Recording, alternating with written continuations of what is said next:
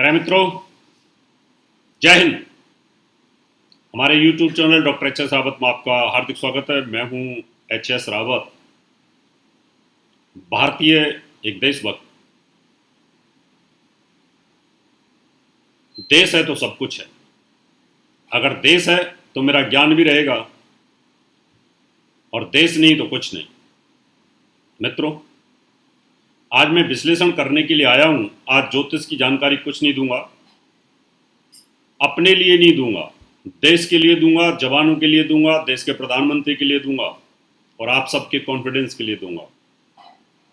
आज मैं ड्रैगन, कीड़े मकोड़े खाने वाले चाइना, भीतरघाती राक्षस प्रवृत्ति के लोग, उनकी आज़ादी।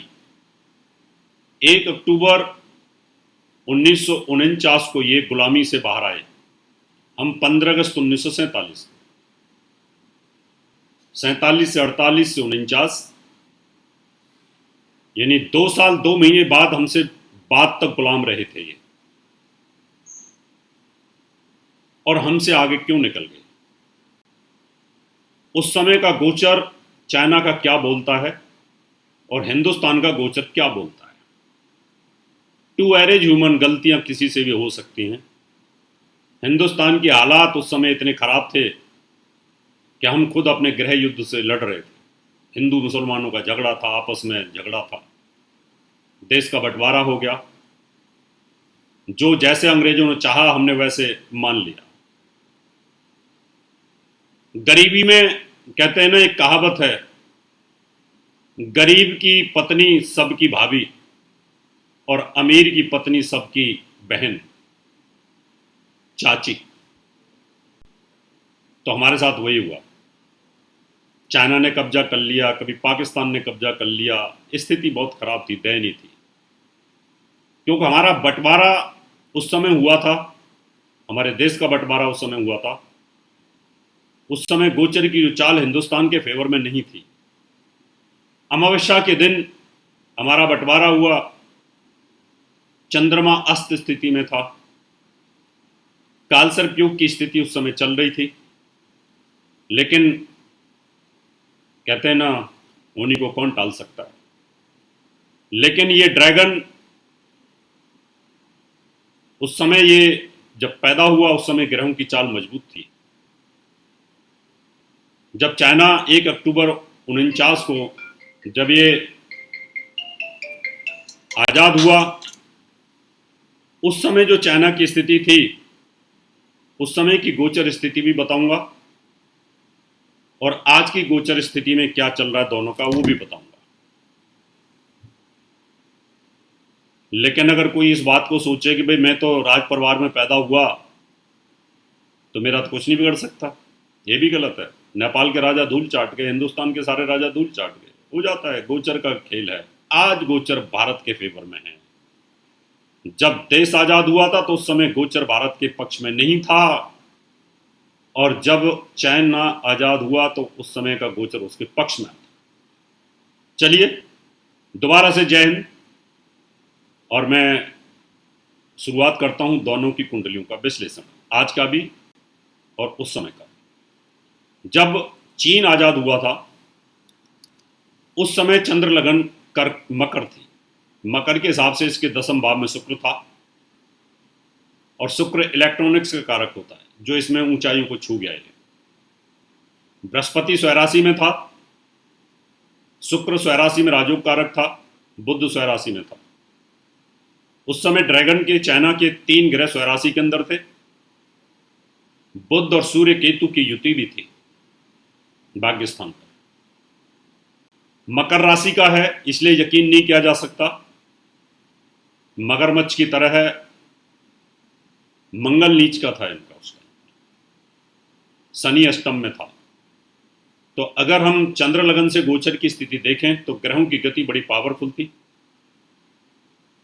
शुक्र व्यापार का कारक भाग्यस्थान पर गोचरीय स्थिति में, कर्म पर शुक्र गोचरीय स्थिति में, जो इलेक्ट्रॉनिक्स में, कंप्यूटर में, इन सब चीज़ों में बहुत आगे निकल गया, जिसका शुक्र है, मंगल की चौथी दृष्टि में था।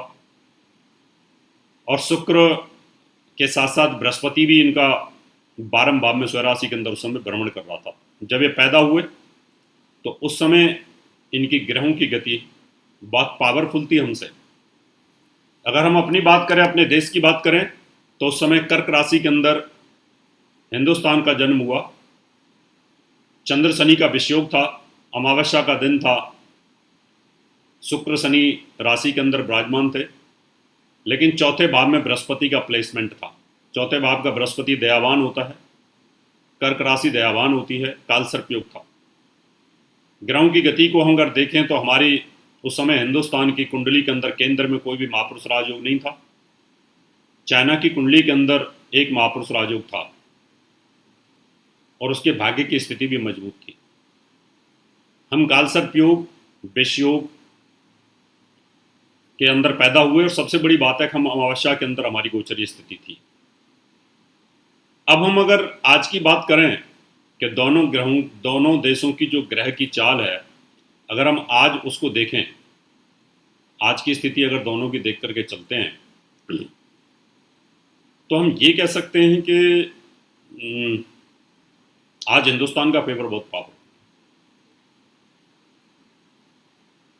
इसलिए कहा जा सकता है कि आज जस्ट अपोजिट है।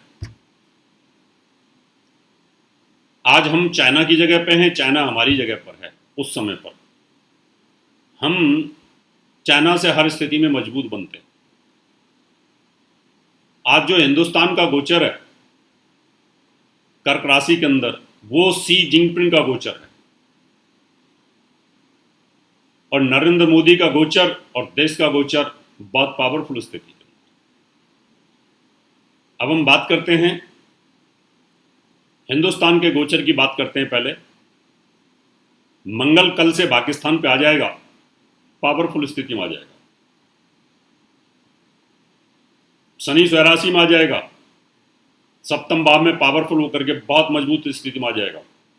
गुरु केतु की युति 1 जुलाई से दुश्मन को कुचलने में सक्षम रहेगी, धूल चटा देंगे हम, बहुत पावरफुल स्थिति में आ जाएगा। सूर्य राशि के अंदर आ जाएगा जहां था।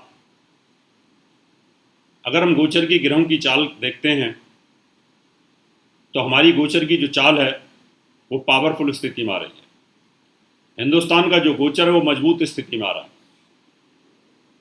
और हमारा जो राष्ट्र अध्यक्ष है नरेंद्र मोदी, उनका गोचर भी बहुत पावरफुल स्थिति में आ रहा है। ये कह सकते हैं कि नरेंद्र मोदी का गोचर और आज हिंदुस्तान का गोचर सी जिनपिंग का गोचर दोनों का सेम है। हिंदुस्तान का वही गोचर है जो सी जिनपिंग का गोचर है आज।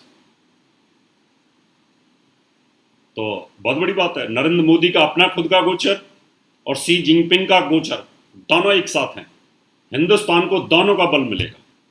अब हम बात करते हैं चाइना की। उसके पराक्रम स्थान का स्वामी गुरु, वो अभी नीच होकर के चल रहा है। हालत खराब है, इसलिए डबल मारे गए।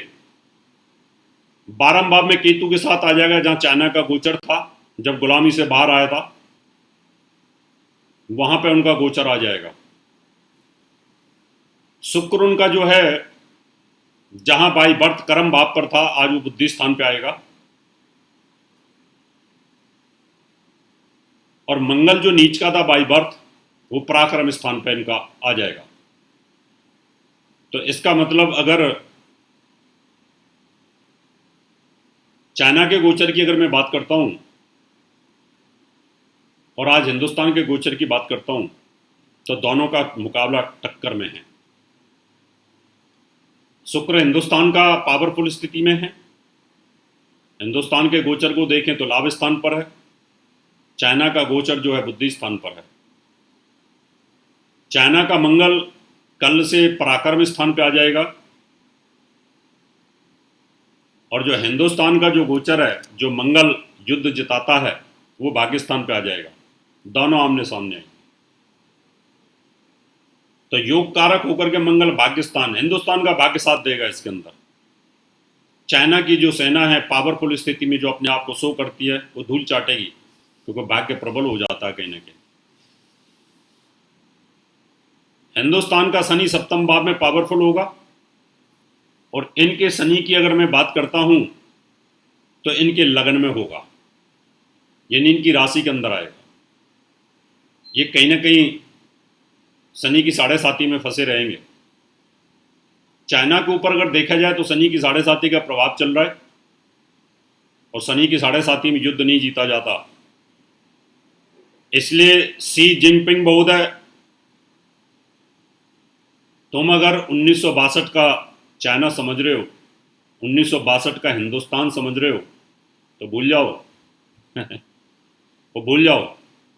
आज वो स्थिति नहीं है।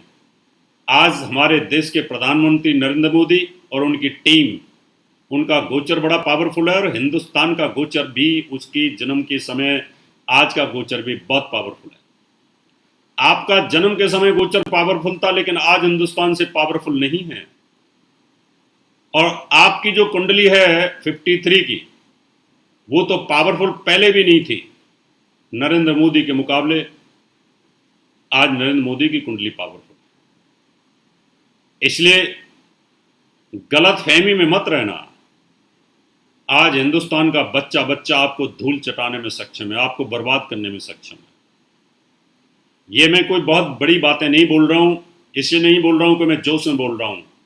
जो बड़े बड़े हिंदुस्तान के ज्योतिषी हैं, पूरे वर्ल्ड के ज्योतिषी, इस कैलकुलेशन को देख लें।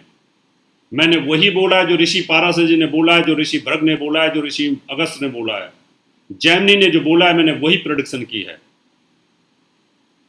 और ये प्रेडिक्शन ट्रू होगी, क्योंकि मैंने 2 दिन पहले ही बोला था कि ऐसा होने वाला है। हिंदुस्तान की सेना धूल चटाएगी, तो हमारे निहत्ते सेना ने भी इनको धूल चटाई, डबल स्थिति के अंदर। ऐसा ही होगा, और भगवान ऐसा ही करेगा। कैलाश मानसरोवर ऐसा ही करेगा। बहुत समय से बंद है वो। हम तो चाहते हैं कि हमारी सेना इस बार सब आजाद कर दे, और बच्चा बच्चा साथ है। मित्रों, ये थे 2 एपिसोड। आगे फिर जरूरत होगी देश के लिए। समय समय पर अगर मेरी सेवाएं, देश के प्रधानमंत्री, देश की सेवाएं की जरूरत होगी, तो मैं समय समय पर अच्छे मुहूर्तों की जानकारी, अटैक करने का टाइम, वो सब मैं बताता रहूँगा।